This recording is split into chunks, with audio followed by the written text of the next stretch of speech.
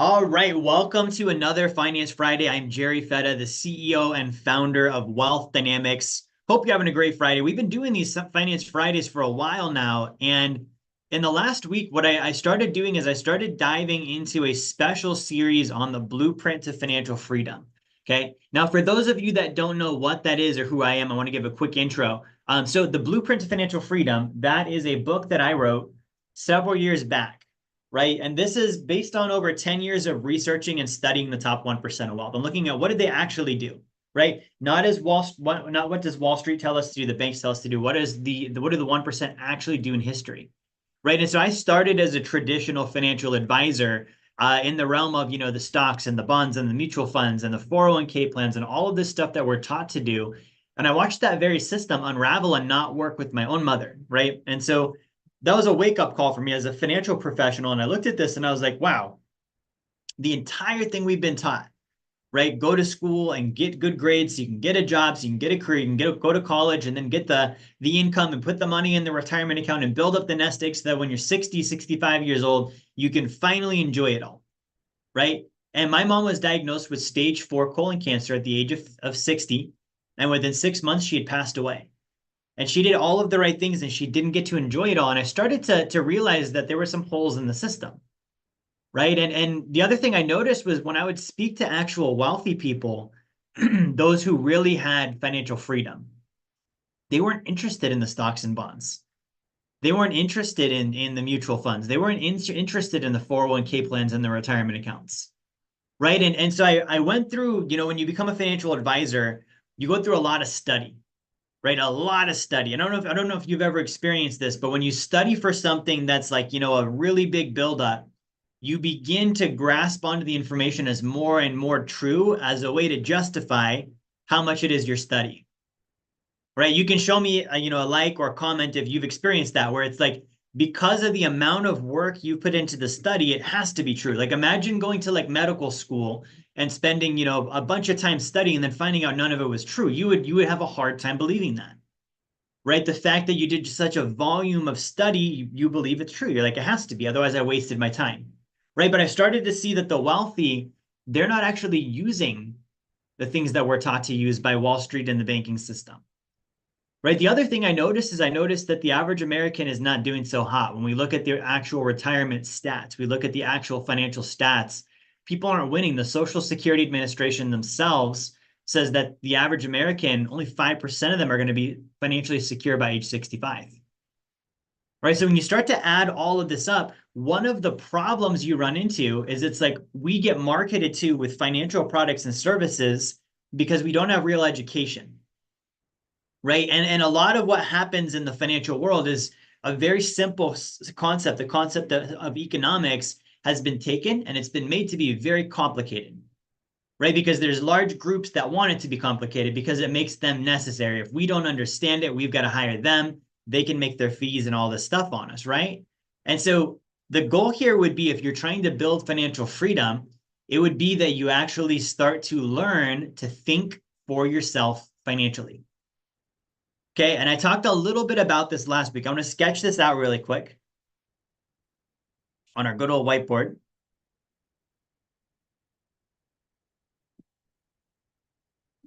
All right, so I want you to think about how much information is there out there on the topic of finances that you have encountered, right? If we look at each one of these dots as information about finances, right? Pieces of data, pieces of information, knowledge, little tidbits, right? We have all this stuff about money that's out there, right? And it's true. There's not even just getting into like, just stocks and bonds. How much information is that? I told you the tests I had to study, right? There's all this information.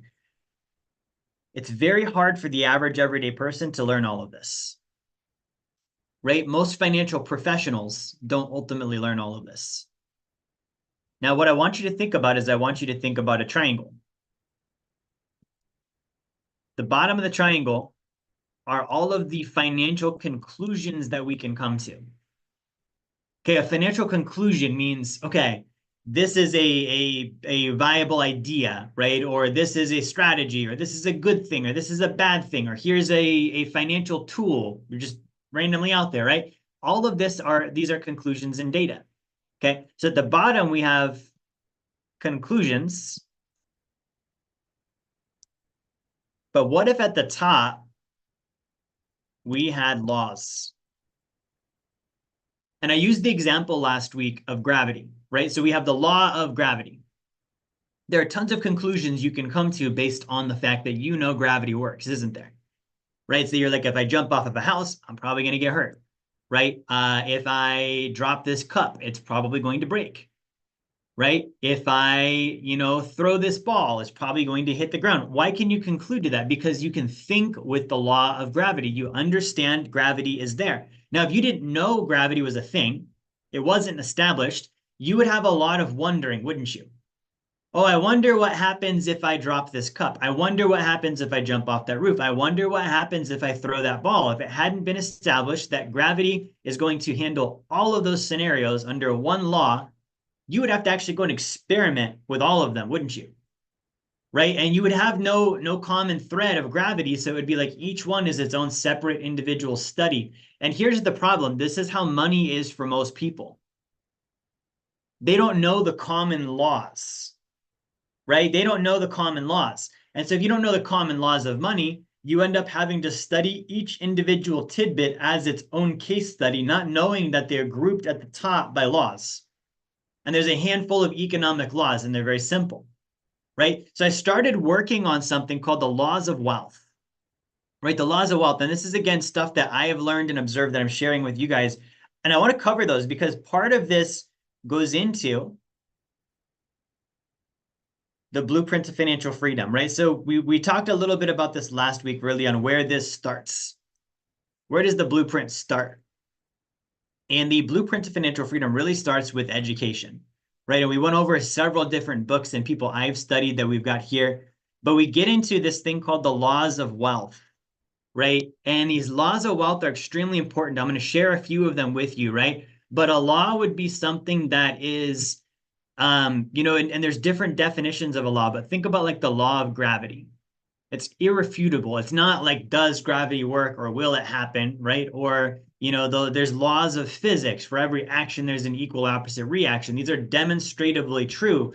It's not like a law of like, don't go over the speed limit or something bad's going to happen. That's not a real law. That was made up by someone, right? Gravity is real, right? The laws of physics are real. It's not something that we created. So I want you using that definition of law, like something that is naturally true, it's naturally observable, it's not made up.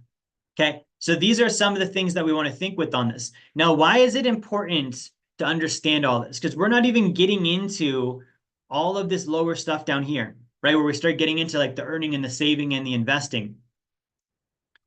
Wealth starts with your viewpoints, right? And if you study anyone that's successful financially, they're going to tell you that they're going to say at some point, it's mindset. It's mindset. It's mindset. And I used to think that this was like this cute little phrase of like, oh, the power of positive thinking and, think good thoughts. And if you just believe in the Skittles and rainbows, then everything will go right. I used to think it meant like that until I realized, no, it's different mindsets, ways of thinking about things. It's not being emphatically and artificially positive. It's changing your perspective. Changing your perspective, right? Now, if you take a moment, and here's an example of this. If you take a moment right now, I want you to look around the room you're in, and I want you to find everything you can see right now that's the color blue. Okay, go ahead and take a moment, look around, and find everything that's blue. Right? Good. Now, without looking again, I want you to tell me how many green items did you see?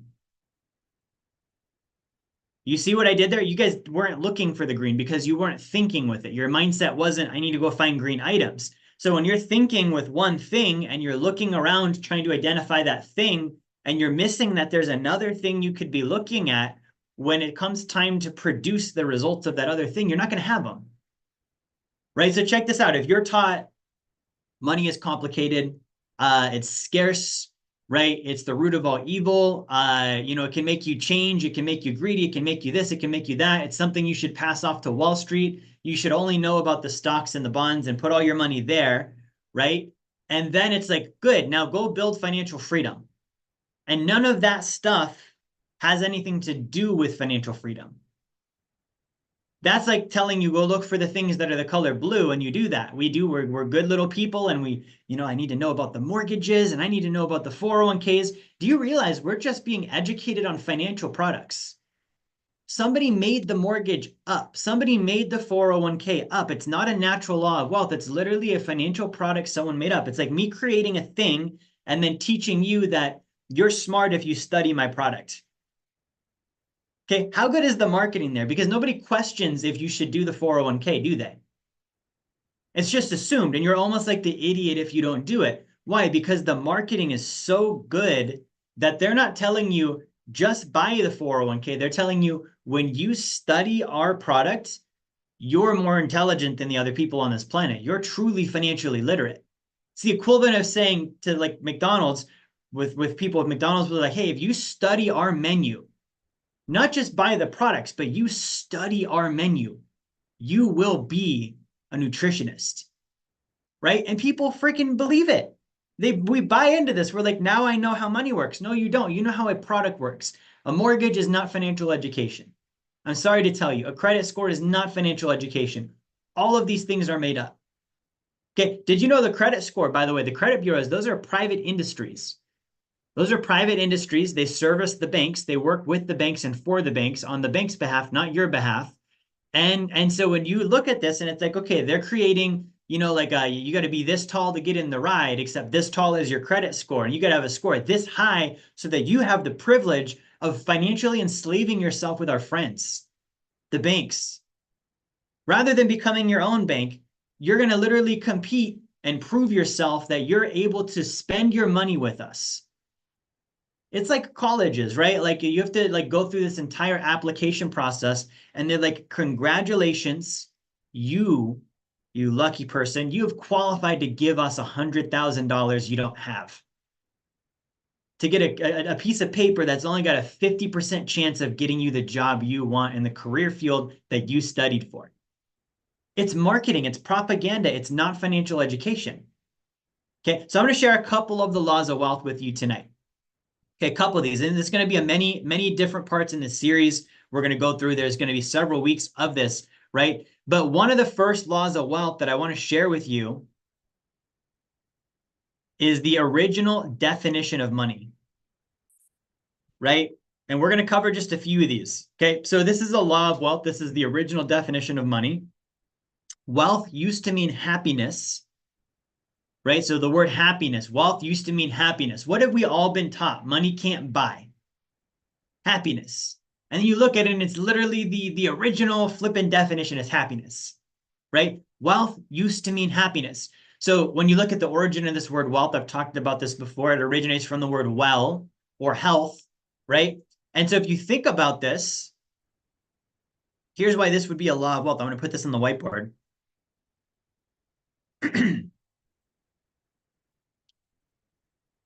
So we're talking about happiness,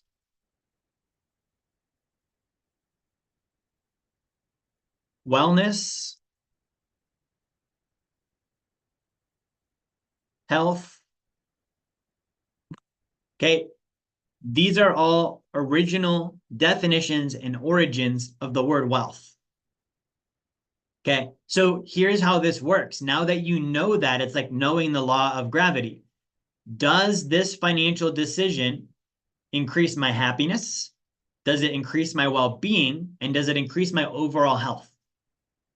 Right? And we're not talking about just like physical health. Obviously, that's an aspect of it, but does it increase the health of my life, my family dynamics, my community? Like we're talking impact here. Okay. Do you want to know what doesn't increase your happiness? Putting money in your retirement account, for example. Who here got happier when they were like, now that I can't use that money, I'm extremely happy, right? No, it makes you actually kind of stressed out and nervous, doesn't it? It's yo-yoing up and down, right? Who here became more happy the day you had a mortgage payment? Who here became more happy when you got student loan debt? You see what I mean? So you can start to think, will this increase my happiness? If the answer is no, it's probably not a good idea, financially speaking, right? Now let's talk about things that would. Passive income. Would you having passive income make you happier? Right now, in order for you to admit this, you would have to get rid of the false information that money can't buy happiness. That's some BS. You've got to get rid of that so you can accept the fact that actually it can. Most of the happy experiences that you have had in life involved money. The birthday party you remember as a kid, how did they buy the cake? Where did the presents come from? Right? Well, how is there a roof over your head so all your friends could come over?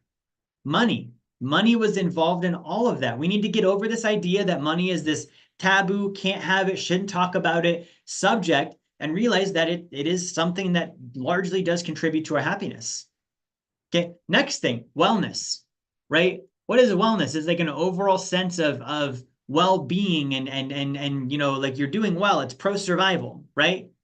So does this help me survive better? Does a mortgage help you survive better? Does a car payment help you survive better? Does a credit card balance help you survive better? Does not being able to touch your money till you're 59 and a half help you survive better? I would say they don't. You know, I would say they don't. Now, here's the other aspect of this. Okay, when you trace this back even further, the word wealth has the origin in the word to wish. To wish. So all of this traces back to wish.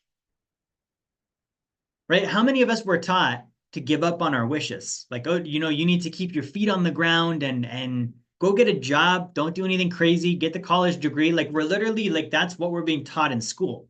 Settle, give up on your wishes, give up on your dreams, and just be normal. Right? Well, the problem with that is that this should be a wish. Right? So what are you doing financially? And is it fueling your wishes? Is it fueling your dreams? Right? What's even cooler is this goes even back further, and it traces to the phrase willing. Okay, I want you to think about a time where you either were someone or you met someone that was unwilling.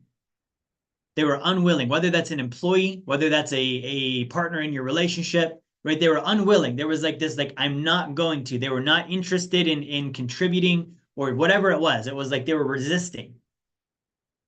Okay, so you have to be willing to build wealth. So many people are not willing to build wealth. They're not willing to go learn. They're not willing to invest the time. They're not willing to invest the money. But they are willing to get in debt. They're willing to give all their money to Wall Street. They're willing to spend 30, 40% of their income on a mortgage payment. They're willing to drive around with a car payment, financing someone else's bank instead of making money with their own bank. They're willing to do all of those things because they have the wrong definition of wealth. You're making someone else wealthy. Like, what if you changed this and you made yourself wealthy instead? Right? So that's one of the laws of wealth, is the definition of wealth. Right? You need to define the thing before you would be able to really think with it. Okay. Now, the other one is this, guys. This is an important one. Can we clear my whiteboard off? One of the mistakes that we make is we get into the nitty-gritty of, let's learn about this strategy, let's learn about that strategy first. And we don't really get into, okay, well, what are we building in the first place? Like, why are we doing all this? So one of the laws of wealth goes like this. A life without vision tends toward death, right? A vision without a plan. Let me put this underneath. A vision without a plan tends toward delusion. Okay? And then the final part of this, a plan without a vision tends toward distraction. Okay? This is a law of wealth that's broken down into 3 parts, right? But here's why I'm sharing this with you. A life without vision tends toward death. What does vision mean? It's like the big picture, isn't it? It's like, what do you want your future to look like? Okay, so if you don't have something to look forward to in the future, right? I don't know if anyone else has ever had this moment before, but I've had this before where it's like, There was a moment in my life where I didn't have a future. I didn't know what was ahead. I didn't have anything to look forward to. And I can tell you the amount of bleak, just like hopelessness that comes with that. Right. And this is actually this whole thing of like money can't buy happiness. It's actually because people that have money, they don't have vision. They just wanted money. There was no vision with it. There was no, okay, what's the purpose? What am I doing with the money? It's just money for the sake of money. And if it's just money for the sake of money, well, yeah, money is a coupon system you use to exchange for things. So it's only as good as the things you exchange it for. And if you don't exchange it for anything and you just save the coupons, you're literally a coupon counter. Like I have all these pieces of paper and I've counted them up and I've organized them and I put them in neat little boxes in different locations. And I'm an organizer of coupons. Yeah, you're not going to be happy. That's freaking weird. Right? What is your vision? If your vision is not clear and it's not big enough, you're not going to be excited enough to build wealth. Okay? The vision is the thing that gives you that initial spark. This is such an important law of wealth. If you don't have that initial spark, you don't have a catalyst. You're not going to take off. You're not going to follow through. You're going to fizzle out. You're going to be going through this mundane, mindless, purposeless experience of earn the money, to then save the money, to then invest the money so that I have more of the money. And so many people miss this. We don't even talk about this in our retirement planning system. When I was a traditional financial advisor, almost never did we have the conversation of what do you want your life to look like in the future? No. Instead, we said, okay, well, here's what we're going to do. We're going to pay off the debt and the mortgage, and we're going to put as much money as you can in the 401k and get the match. And then we're going to do the retirement account, the IRA, and you're going to have a nest egg, and it's going to pay you this much per month, and you're going to have this big of a net worth. We went literally straight into like all the details and the nitty gritty stuff. We didn't even ask the guy, like, what is it that you want to do? Maybe he wants to go to, I talked to a guy this week. He wants to move to Ghana. Okay, that's over in Africa. In Ghana, he may not need $20,000 a month in passive income. He may not need $2 million in a retirement account. That stuff might not be needed over there. So if I don't figure out the vision and I start just robotically building the plan that everyone builds, because that's what you're supposed to do, I'm completely missing out. Now, here's the thing. A vision without a plan tends toward delusion. You can't just stop at the vision. That's the other mistake we get. We get the, on the one side, and I don't want to be disrespectful because this guy's done a lot for people, but let's talk about Dave Ramsey for a second. There's not a lot of visioneering in his approach. Right? It's a lot of just the nitty gritty, I call it, grinding in the salt mines, like pay off the debt and budget really hard and this and that.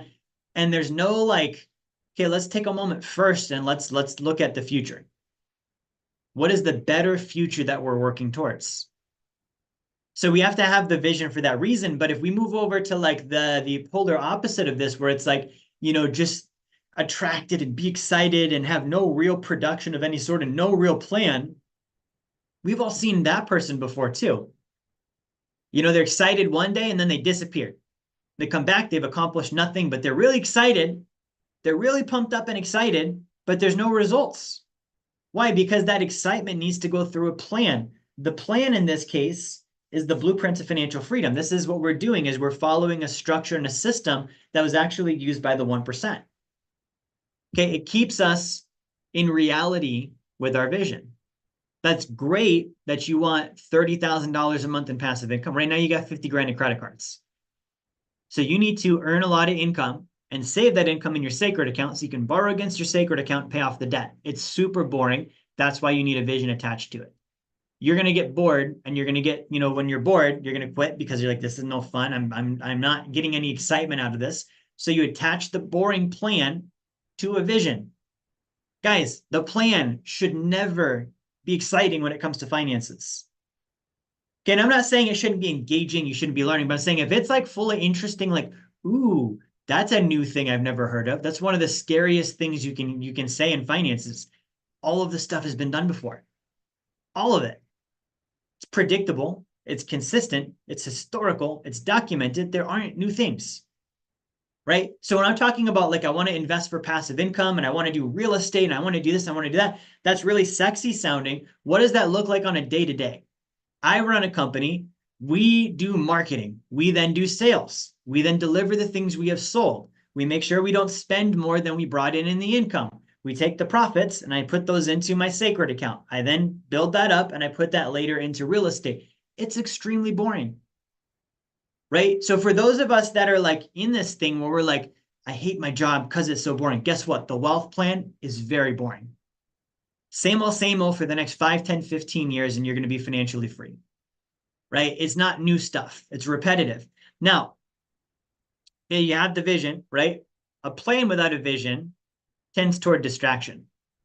That's the other thing, right? So if you have a plan and you don't have a vision, not only could you get bored, not only do you tend towards death if you don't have a vision, but the person who says yes to everything doesn't have a North Star, a vision that they're focused on, right? Those that have a vision, they're very good at saying no.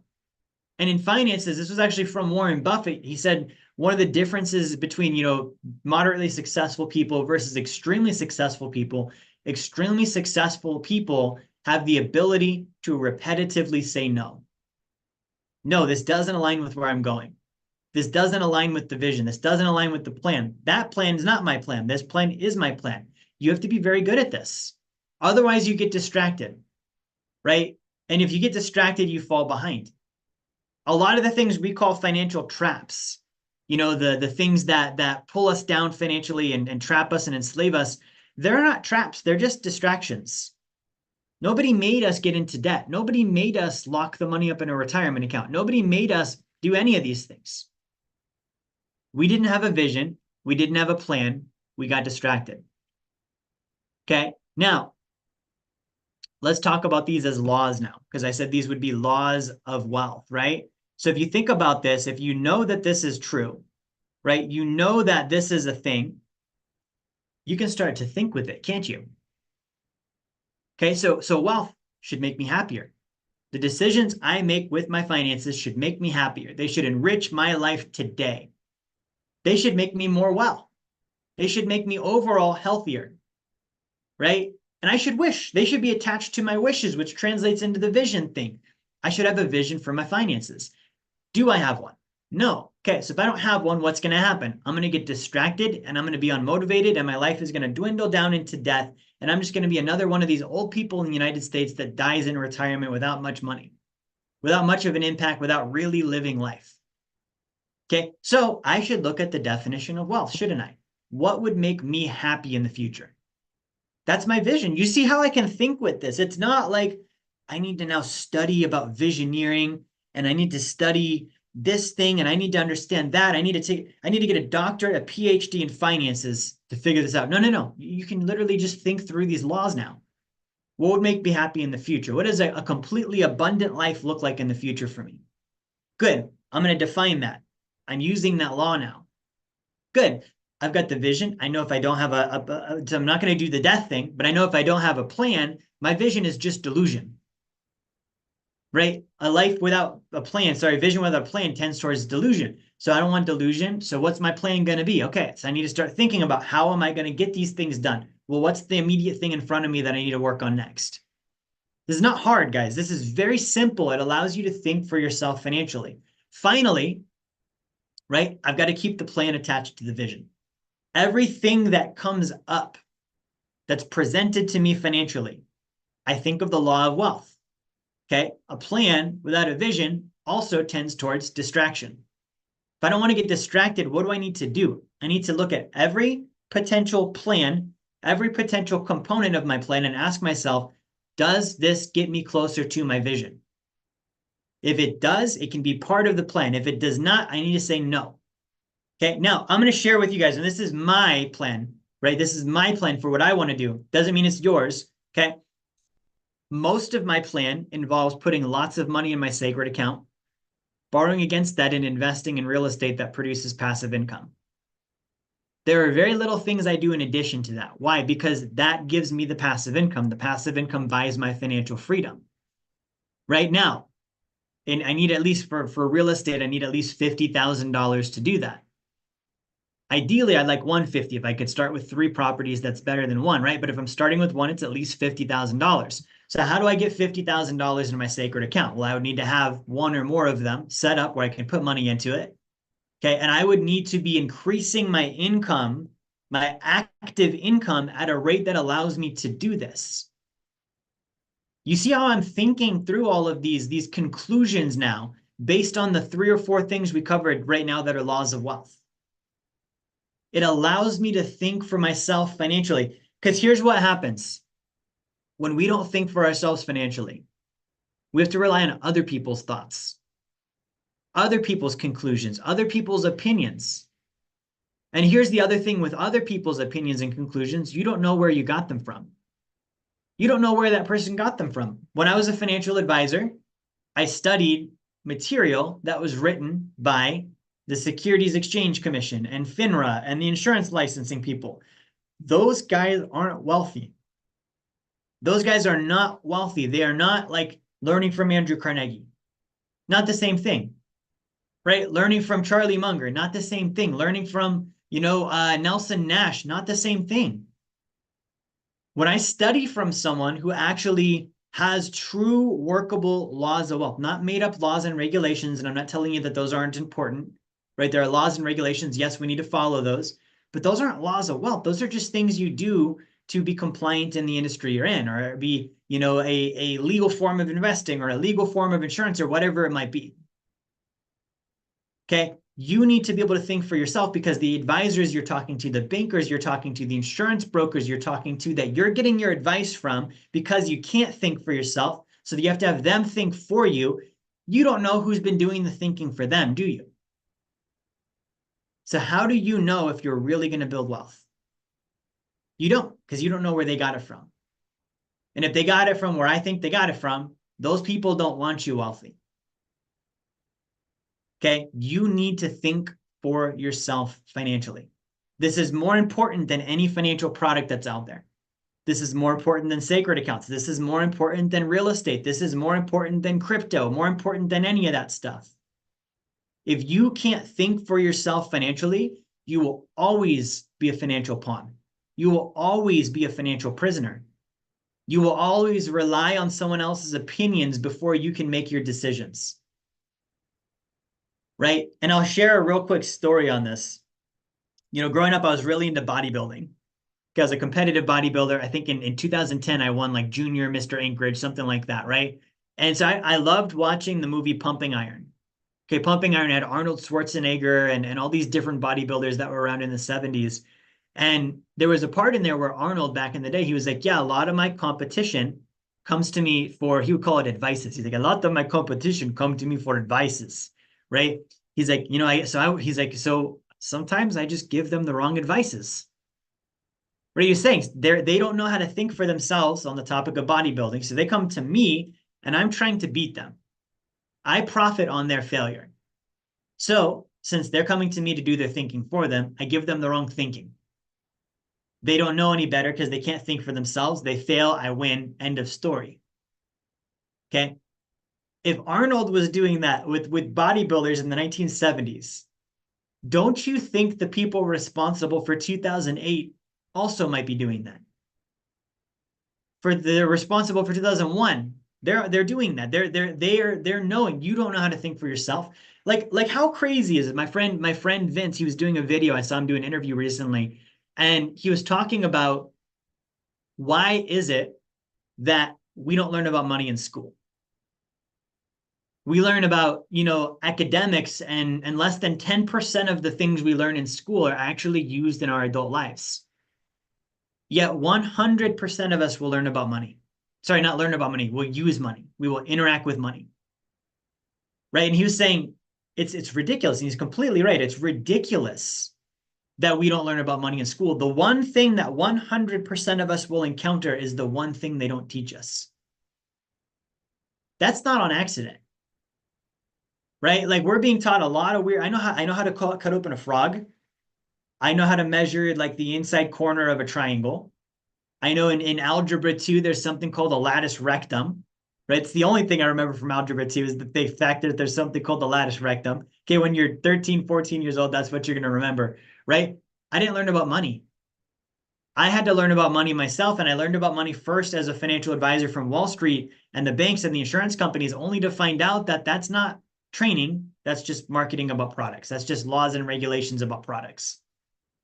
And that's what the Blueprint to Financial Freedom is about, guys. So I want to share this. If you did not grab a copy of my book, I want to give you this as a free gift if you stuck around and watched this whole thing today, right? Because that says a lot. You're willing to invest in yourself. You're willing to put the time in. And so I want to reward that. So if you don't have a copy of my book, The Blueprint to Financial Freedom, what I'm going to do is share my screen really quick. And you can scan the QR code here. You can grab a free copy of the book. Okay, you can also go to jerryfetta.com/B2F promo, right? But this is going to get you started on the road to real financial education, right? And we do these every Friday. So if you tuned in for the first time this week, we're back again next Friday, same time, 8:30 p.m. Central Time. We do throw the recording up on our channel on YouTube, right? So there's no shortage of education. Every week, guys, every week I do 4 videos. I think I do like 15 shorts, like short form videos, 3 long form videos. All right, 3 articles, right? I'm constantly giving out free financial education, right? Because I know it matters. It's something you need. You might not always want it, but it's something you need. Everybody needs to be financially educated. So grab the book, guys. Thank you for watching. Have a great Friday night, a great Labor Day weekend. And I'll see you guys again next Friday.